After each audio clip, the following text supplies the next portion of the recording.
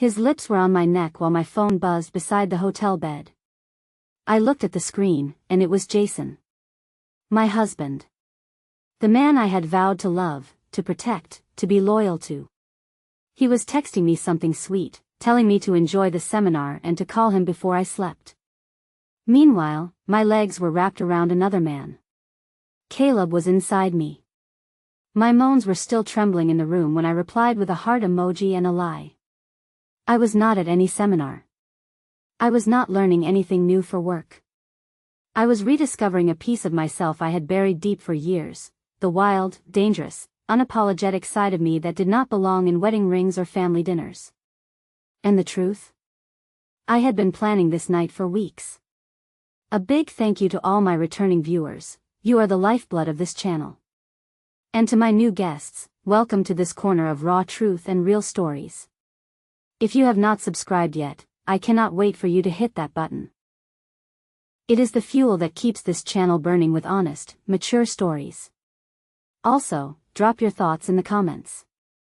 Your opinions, your truths, your judgments, I want to read them all. Now let me take you deeper into the perfect lie I lived. My name is Rachel. I am 36 years old, white, born and raised in North Carolina, and I have been married to Jason for 8 years. On the outside, we were the textbook couple, the kind people looked at and said, that is what I want someday. Jason was kind. He opened doors, he cooked Sunday breakfasts, and he never once raised his voice. He was, by every definition, a good man. And maybe that was the problem. He never awakened the fire in me, the part of me that wanted to be devoured, not just held. Then came Caleb. Divorced, late 40s, graying beard, and a voice like sin. He worked in finance, consulting for my company on a merger deal. The first time we shook hands, something inside me fluttered. Not just butterflies. It was darker than that. It was hunger. The flirtation started slow. Harmless jokes over coffee. Eye contact that lingered just a bit too long. Jason never noticed. He trusted me completely. I was his Rachel, loyal, dependable, not the type to stray. But in the boardroom, Caleb would whisper jokes during meetings. He would lean close enough that I could smell the cedarwood in his cologne. Then one evening, during a work dinner, he leaned in and said plainly, "You do not belong to that boring world. You are fire pretending to be glass." I remember shivering. My thighs clenched. I laughed it off, but that night, I could not stop thinking about him. Jason kissed my forehead before we slept, whispered, "I love you, babe." And I whispered back, "I love you too," while imagining Caleb's hands on me. It was not a spontaneous mistake. It was a plan. Caleb and I started texting on a secret app. We created fake meeting invites. We laughed about our little deceptions. And I loved it. I loved every dirty, rotten second of it. I told Jason I had a 3-day conference in Charleston. He helped me pack. He kissed my hand like it was made of gold. I remember the guilt swelling in my throat as he adjusted my suitcase handle.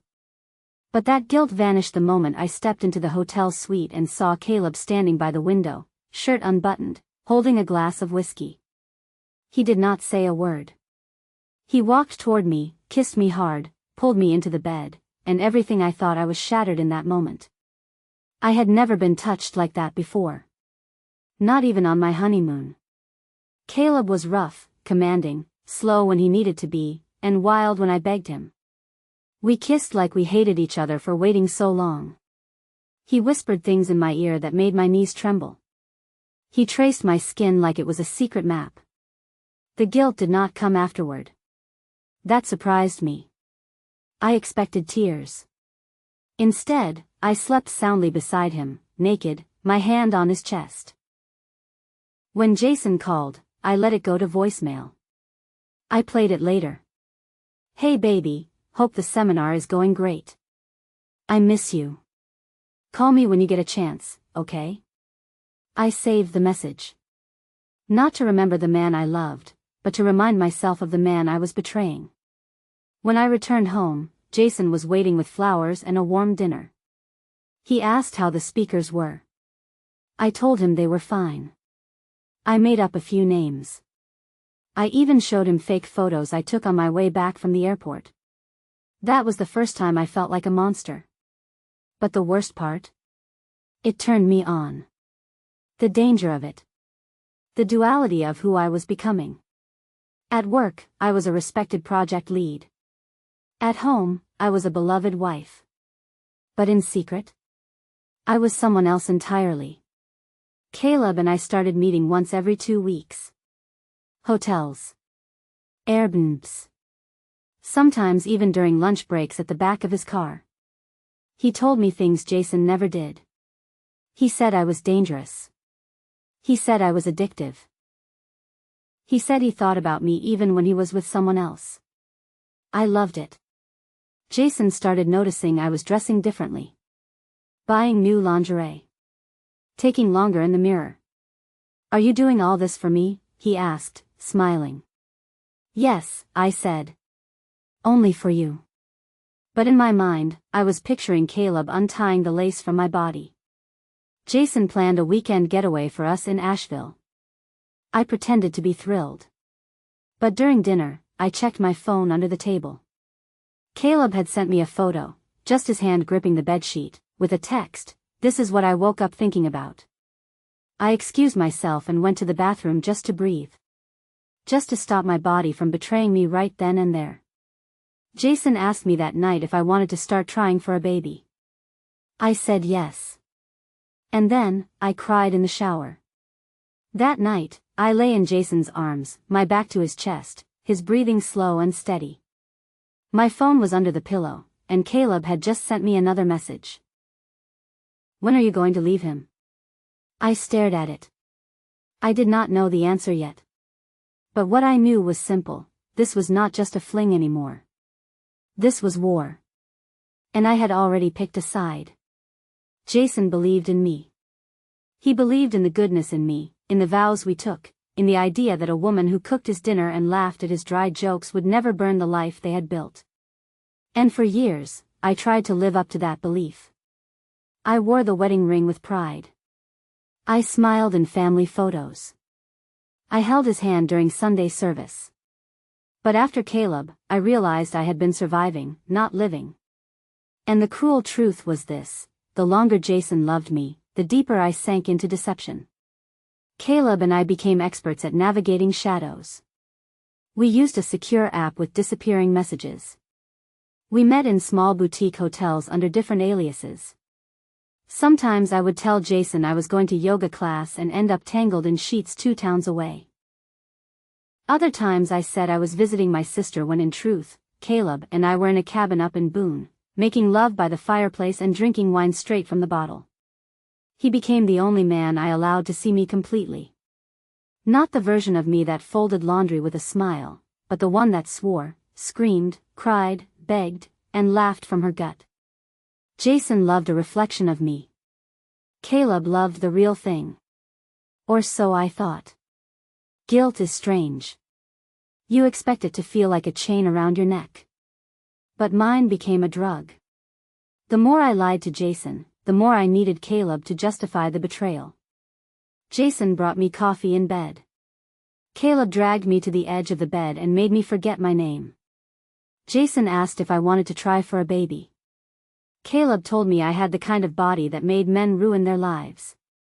Jason talked about budgeting and family vacations. Caleb pressed his lips against my collarbone and whispered, "Run away with me." And each time I returned home, I played the role flawlessly. I moaned when Jason touched me, but only to keep the illusion alive. I asked him about his day. I cooked his favorite chicken marsala. I even let him believe he was making love to a woman who was still his. The truth was, he was sleeping beside a stranger every night. The tipping point came one Thursday evening. Jason was in the garage organizing tools. I was at the kitchen table pretending to do paperwork. My laptop was open, but instead of spreadsheets, I was looking at 1-bedroom apartments on Zillow. I saved one. Then another. I created a new email. A new savings account. I started slowly pulling money from our joint savings, just 100 here, 200 there. Enough to go unnoticed, but enough to build my escape. I had started packing mentally. In my head, I had already left. Jason still kissed me every night. I hated myself. But not enough to stop. It was raining hard the day Caleb told me he loved me. We were naked in the back seat of his car, parked behind a closed construction site. His hands were wrapped in my hair, his breath warm against my cheek. And then, just like that, he said it. "I love you, Rachel." Leave him. I laughed, at first. I thought he was joking. But he looked dead serious. "I do not want to share you anymore. I want to fall asleep next to you and not worry who you are going home to." The silence between us was heavy. It should have scared me. Instead, it excited me. That night, I stared at Jason sleeping beside me, his hand resting gently on my thigh. And I thought, I am going to destroy this man. Jason became more attentive, almost like his soul was sending out silent alarms. He brought home flowers. He rubbed my feet after long days. He asked if I was stressed. He said he missed me even when I was in the same room. He looked me in the eyes and said, "I hope I still make you happy." I kissed his cheek and said yes. But I had already picked out my new apartment. The deposit was paid. I told Jason it was for a friend from work. I even showed him the receipt and said she had sent it to my phone by mistake. He smiled. He believed me. One night, I left my burner phone in the side pocket of my purse. Stupid mistake. I had taken melatonin and fallen asleep early. When I woke up, I noticed Jason was already up. He had made breakfast. He had even laid out my vitamins. The phone was still in my purse, exactly where I left it, but something felt different. I could feel the shift. Jason was quieter that morning. He kept looking at me with a different kind of gaze. Like he had questions but did not want to ask them. I replayed every move from the night before. Every lie. Every careless second. And I realized. He might know. But if he did, he said nothing. And that silence? That was more terrifying than any confrontation. That night, Jason sat on the couch holding a glass of whiskey. He asked me to sit beside him. "Rachel," he said, calmly, "are you happy?" My throat dried. My heart thudded in my chest. He was not accusing. He was not angry. He just wanted to know. I lied again. "Yes. I am happy."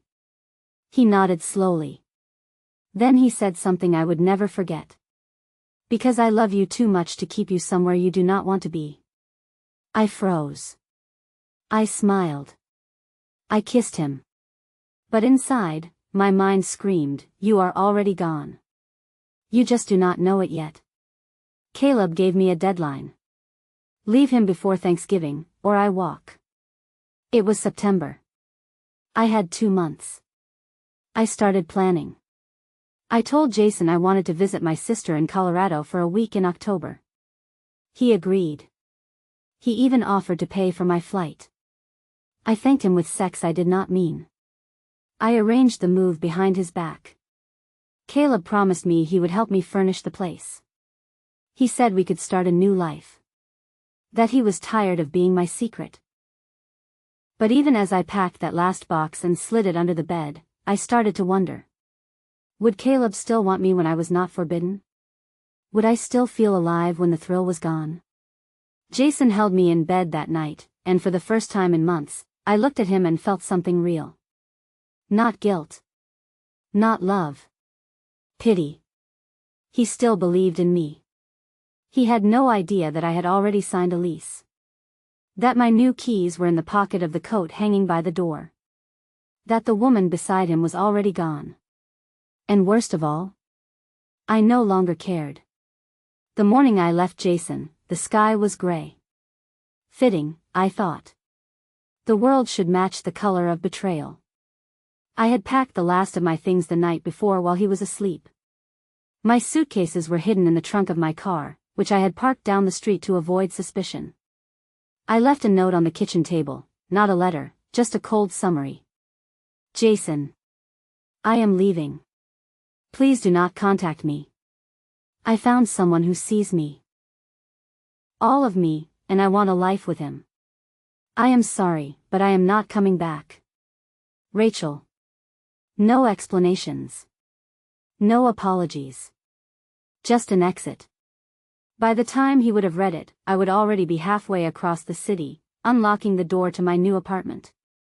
And in that moment, I believed I was doing the right thing. I believed Caleb was worth it. I was wrong. The first 2 weeks with Caleb felt like freedom. We had dinners in the nude. We had wine at 10 a.m. on Sundays. We walked around the apartment like teenagers without a curfew. We had sex on the couch, against the walls, in the shower, loud and reckless, like we were trying to erase the world we had left behind. But by the 3rd week, something shifted. He stopped texting as much. He started working late. He slept with his back to me. When I asked if everything was fine, he would say, "Work is just a lot right now." But I knew better. Because I had once said those exact words to Jason while cheating on him. One Friday night, I cooked for Caleb. Real food, not takeout. I lit candles. I wore the silk robe he liked. He came home 3 hours late and barely touched his plate. When I asked him what was wrong, he said, "Nothing. Just tired." Then he went to bed. Alone.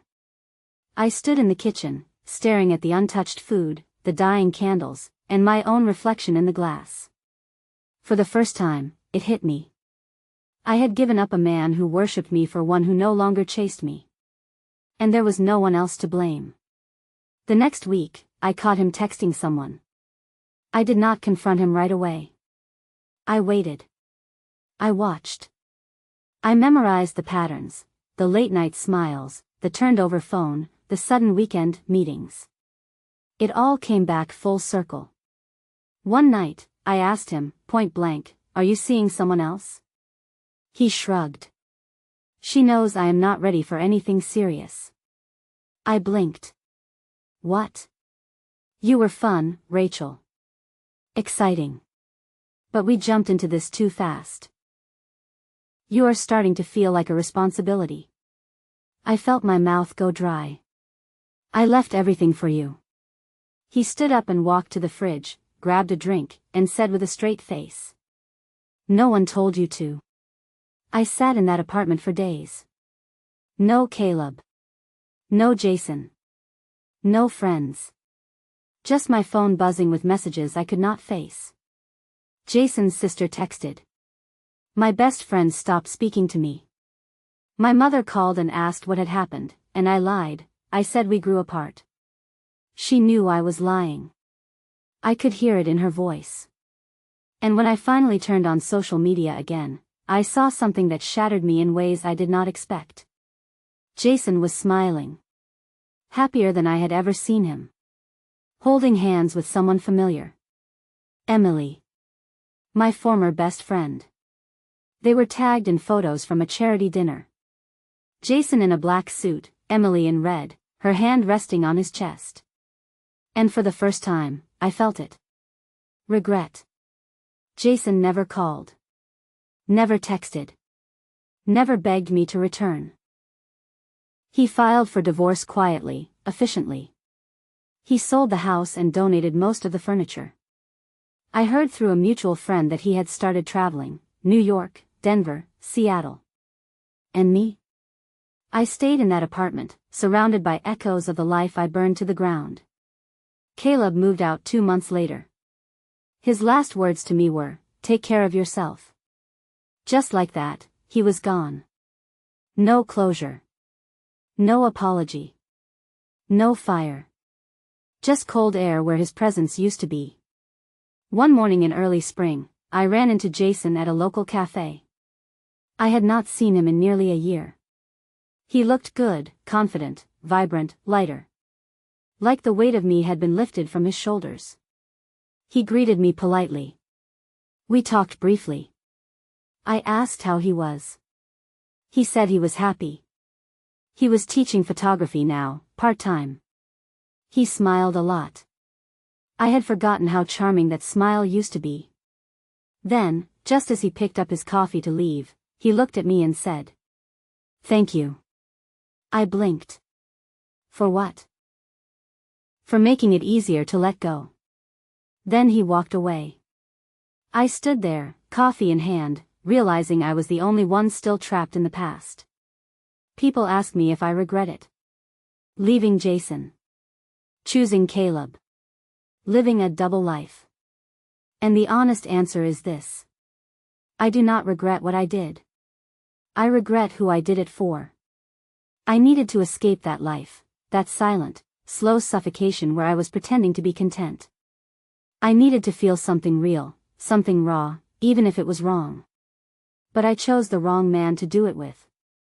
If I could go back, I would still leave. But this time, I would walk out with truth in my mouth, not lies on my lips.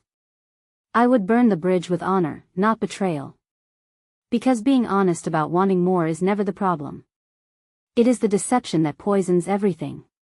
Now, I live alone. I wake up without pretense. I answer to no one. I cry some nights, but I sleep well most. Jason never spoke ill of me publicly. He never shamed me. He let me go quietly. That is the kind of man I threw away. And Caleb? I heard he got back with his ex-wife. Good for them. As for me, I am still figuring it out. Still living with the consequences of my own decisions. But if you expect me to say I am sorry, you will be waiting forever. Because this is my story. Messy. Raw. Real. And I do not regret telling it.